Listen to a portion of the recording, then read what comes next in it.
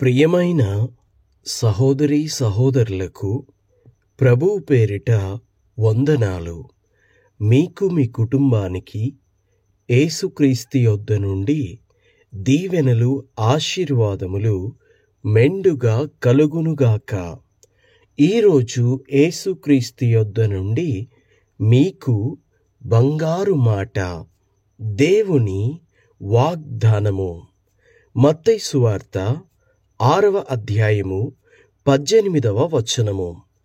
అప్పుడు రహస్యమందు చూచుచున్న నీ తండ్రి నీకు ప్రతిఫలమిచ్చును. దేవునికి మహిమ కలుగునుగాక. ఈ వాక్యం వింటున్న మీకును దేవుడు ప్రతిఫలమిచ్చునుగాక. అయితే దేవుడు ఎవరికి ప్రతిఫలము ఇస్తాడు అని ప్రభువు యొక్క ఉద్దేశము? దేవుడిక్కడ ఎవరిని గురించి మాట్లాడుచున్నాడు అంటే, ప్రభువు ఉపవాసమున్న వారిని గురించి ఇక్కడ మాట్లాడుచూ ఉన్నాడు.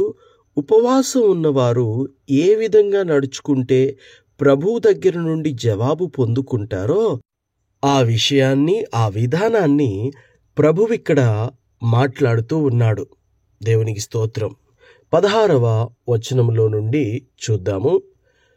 మీరు ఉపవాసము చేయునప్పుడు వేషధారుల వలె దుఃఖముఖులై ఉండకుడి. తాము ఉపవాసము చేయుచున్నట్టు మనుషులకు కనబడవలెనని వారు తమ ముఖములను వికారము చేసుకొందురు. వారు తమ ఫలము పొందియున్నారని నిశ్చయముగా మీతో చెప్పుచున్నాను.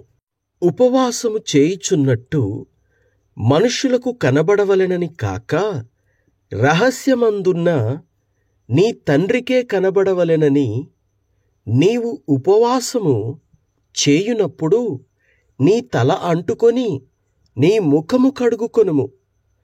అప్పుడు రహస్యమందు చూచుచున్న నీ తండ్రి నీకు ప్రతిఫలమిచ్చును. దేవునికి మహిమ కలుగునుగాక. 2 పనులు చేయాలట. ఒకటి తల అంటుకొని, రెండవది ముఖము కడుక్కోవాలట. ఎందుకని? తల అంటుకోకపోతే ముఖము చిన్నబోయినట్లుగా ఉంటుంది. ముఖము కడుక్కోకపోతే కూడా ముఖము జిడ్డు పట్టి వికారంగా అనిపిస్తుంది. అందుకని అప్పుడు ఉపవాసం ఉన్నట్టుగా, ముఖము లాక్కుపోయినట్టుగా, ముఖము పీక్కుపోయినట్టుగా, ముఖమంతా చాలా వికారమైనట్టుగా, ఎందువలన? ఉపవాసం ఉండి ఉండి చాలా ముఖమంతా కూడా వాడిపోయింది, చాలా చిక్కిపోయింది. చాలా బాగా ఉపవాసం ఉంటున్నాడు, చాలా బాగా ఉపవాసం ఉంటుంది అని ఇతరులు అనుకోకూడదు. అలాగున ఉండకుండా ఉండాలంటే తలస్నానం చేసినప్పుడు జుట్టు పొడిబారి ముఖము చాలా అందంగా కనబడుతుంది. ముఖములో కళ తగ్గదు.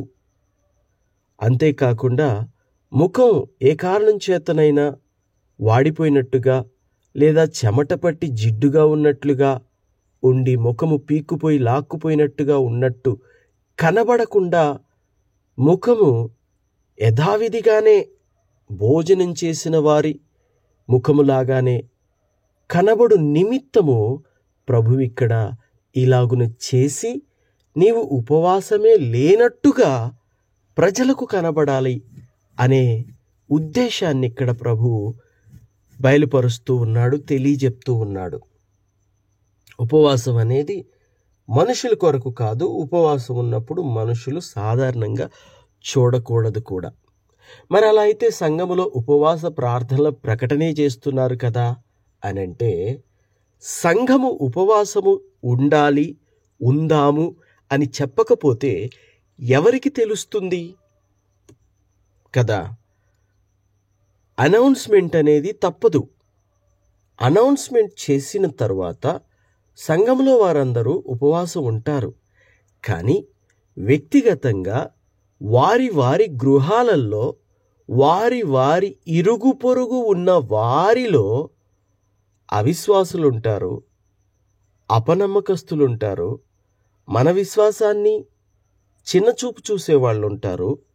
వాళ్ళ మధ్య నువ్వు ఉపవాసం ఉన్నట్టుగా ఉంటే నీ భక్తిని వెక్కిరించే అవకాశం ఉంది, ఎగతాళి చేసే అవకాశం ఉంది.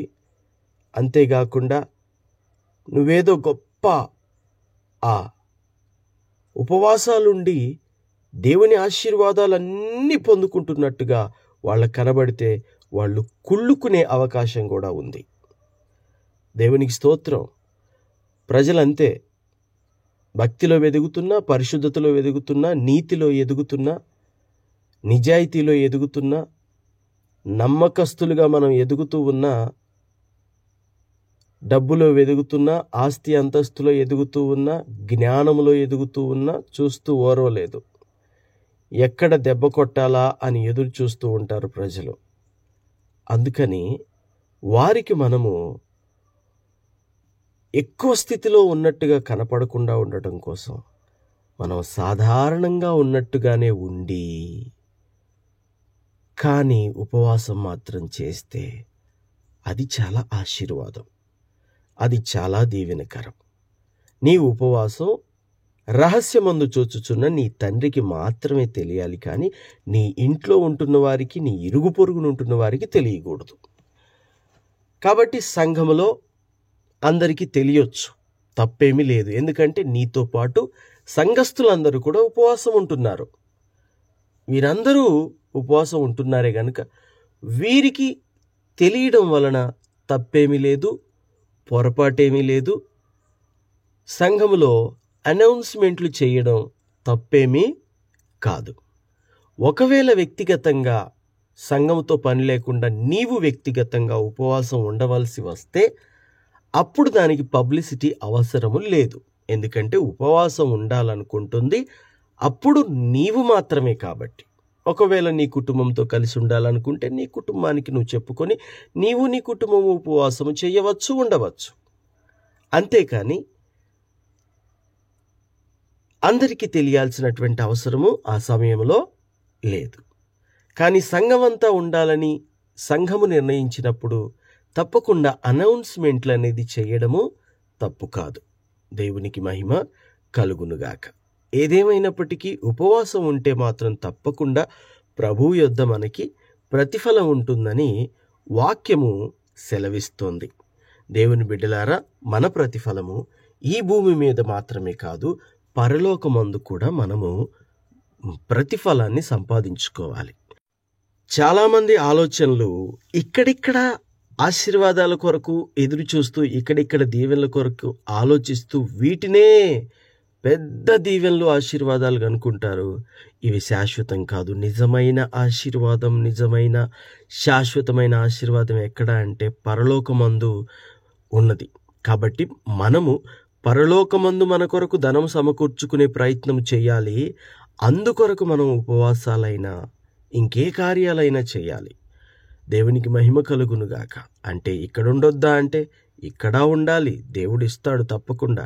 కానీ అన్నిటికంటే శ్రేష్టముగా ఎక్కువగా మనం ప్రయాసపడాల్సింది, మనము దాచుకోవాల్సింది ఇక్కడ ధనము కాదు, పరలోకములో ధనమును మనము కూర్చుకోవాలి. దేవునికి మహిమ కలుగునుగాక. అవును అన్నవారు నాతో పాటు కలిసి ప్రార్థనలు ఏకీభవించండి. ప్రార్థన. తండ్రి, మీకు వందనాలు. దేవా, మీకు స్తుతులు, స్తోత్రాలు. అయా, ఈ వాక్యం విన్న ప్రతి బిడ్డని, వారి కుటుంబమును మీరు ఆశీర్వదించి దీవించండి.